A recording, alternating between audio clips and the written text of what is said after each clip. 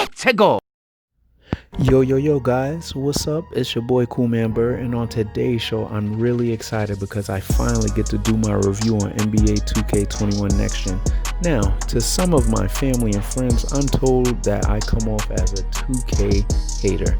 Now, nothing could be more further from the truth. However, if you've seen my NBA 2K21 Last Gen review, and if you haven't, stop playing and go check that bad boy. Don't forget to like and comment and subscribe.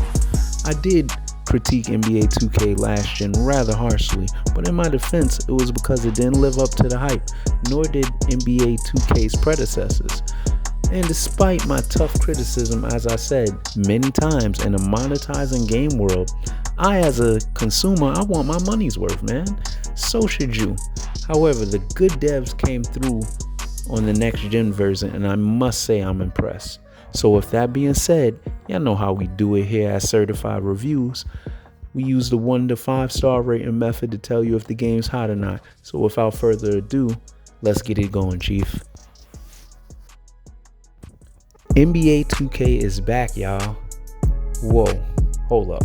Let me not jump the gun here. What I meant to say was, at least they're back on the right track, and I have to give credit where credit is due. You guys are finally concentrating on gameplay, and you can really see the devil in the details. Like, for example, the new foot movement mechanics they advertise in the game feel phenomenal.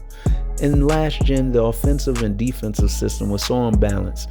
At times it felt broken and choppy, but the devs did their thing this time around, and I can definitely say it feels like a new game. And I noticed they doubled down on the animations. And I can see every step I make on defense. I even feel confident going for steals with anyone, no matter their grade, because timing plays a big factor this time around. Player collisions are more realistic, and the basketball is now treated more like a separate and real object now, instead of seeming like it's attached to the ball handler's body. Also, the animation on catching a cross-court pass is done very well, so depending if the ball carrier's passing skills are elite will determine how much control you have when dishing off that pill. Shooting does feel smooth, but honestly I could do without the shooting meter. I feel at this point they should scrap it all together, and it's too much of an eyesore. In my opinion, I can't see and concentrate on the peak of my shot. Now let's talk about my favorite game mode in NBA 2K, My League, which has served as the game's franchise mode and has unfortunately been neglected for the past few years. Now retitled My NBA, what the devs did to this mode this year, I found the idea to be very clever by combining the My League and My GM mode to breathe some much needed fresh air into this cult classic game mode. Now with both modes incorporated into one, it doesn't seem so dry anymore, and you get a very decent NBA franchise experience with My GM elements, complete with cutscenes, player negotiations, and interacting with your staff members. They also have brought back badges for coaches and assistants, giving the mode strategy and realism when choosing staff members, because now they will have a negative or positive effect on your team's moral and ability based on their interaction with each other. And last but not least, we gotta talk about my park, now renamed The City. This is where I tip my hat off to 2K. We wanted new parks, they gave us a freaking city, bro. And the map is as big as one of the GTA games. They overhauled the crap out of this mode. But before I get ahead of myself, in order to get to the city, you need to play, that's right, you guessed it, basketball. They have you start off in Rookieville, where you and other wet behind the ear brown shirts gotta be a Pro 1 to enter and join an affiliation. Oh, and did I mention you gotta play with randoms to help you out? Yep, unfortunately you can't team up with your buddies on this one. And if that's one thing the 2K community loves, is playing with randoms. Yeah. You can be a lone wolf, and you could go alone by playing the one-on-ones to get into the city.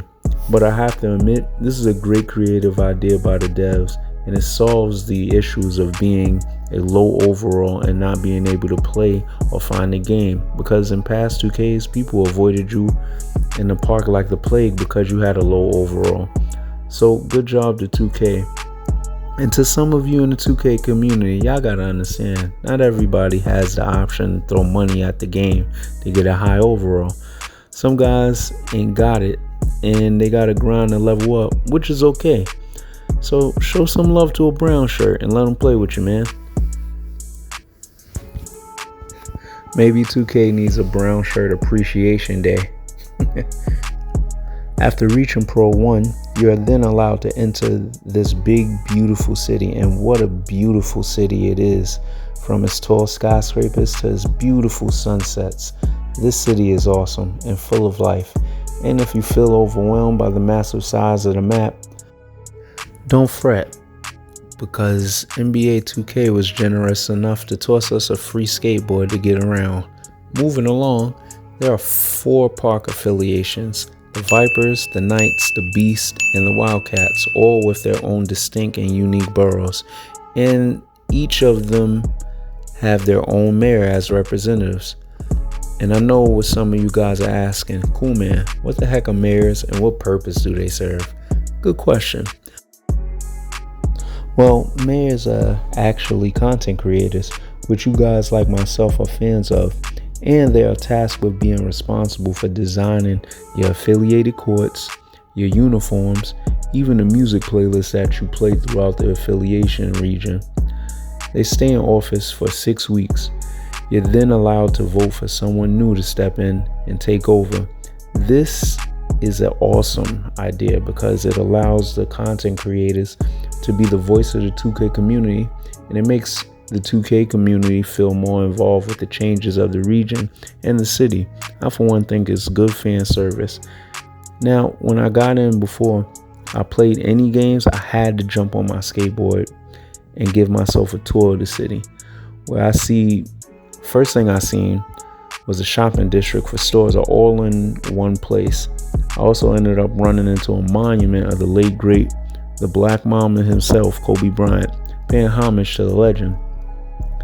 From there, I rolled to the workout Gatorade training facility area, which has been expanded so more players can be in the gym at once. And there's an elevator that'll take you to the 2nd floor, where they now have a rental basketball court to gain XP for your badges. Then for my team heads, there's a building called the Pink Diamond Plaza now. I'm not really into my team at all, so I didn't really enter the building. But hey, to each his own. Also in the center of the city is where the big events go down, in which I believe has to be the tallest building in the city. And I do also have to point out, they've been on point with patching and updating. We received the 2020 class literally a few moments from the draft. Even city jerseys and bug fixes, man, I gotta admit, 2K is really on top of things.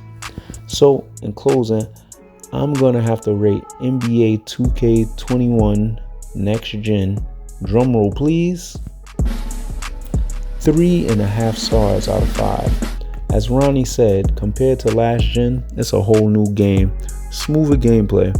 I talk about the career mode, but not much is different from last gen, but a few visual aspects, which has me more excited for the next NBA 2K installment and what they do with this next gen power. Now look, see, I'm not a 2K hater. Anyway, be sure to like and subscribe and stay tuned for my next review, which will be Cyberpunk. Alright y'all, have a good one. I'm out. Peace.